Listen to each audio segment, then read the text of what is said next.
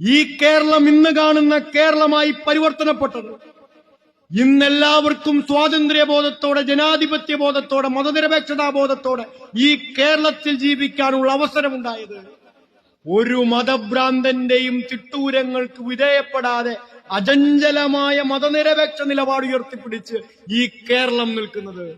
പട്ടിണിയില്ലാത്ത നാടായി നമ്മുടെ നാട് മാറിയത്, മതം നോക്കാതെ മനുഷ്യനെ പരിഗണിക്കുന്ന നാടായി ഈ കേരളം മാറിയത്, എല്ലാ പാവപ്പെട്ടവന്റെ മക്കൾക്കും വിദ്യാഭ്യാസം കിട്ടിയത്, പൊതുനിരത്തിലൂടെ നടക്കാൻ മനുഷ്യന് അവകാശം കിട്ടിയത്, കൂലി ചോദിച്ചു വാങ്ങിക്കാൻ തൊഴിലാളിക്ക് അവകാശം കിട്ടിയത്, VS അടക്കം ഈ കേരളത്തിനകത്തെ കമ്മ്യൂണിസ്റ്റുകാർ ജീവൻ കൊടുത്ത് ചോരയൊഴുക്കി വിയർപ്പൊഴുക്കി നടത്തിയ അചഞ്ചലമായ കമ്മ്യൂണിസ്റ്റ് കർഷക തൊഴിലാളി പ്രക്ഷോഭങ്ങളിലൂടെ ആയിരുന്നു.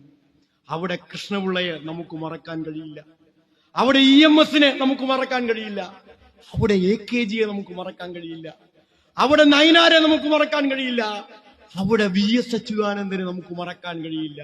പേര് പറയാൻ കഴിയാത്ത, പേരോർത്തെടുക്കാൻ കഴിയാത്ത എത്രയോ അനേകായിരം കമ്മ്യൂണിസ്റ്റുകാർ ഇനിയും ഇങ്ങനെ എണ്ണം തൊടാതെ, എണ്ണം പറയാൻ കഴിയാതെ ഈ കേരളത്തിൽ ഇങ്ങനെ ചരിത്രത്തിൽ തെളിഞ്ഞു നിൽക്കുന്നു.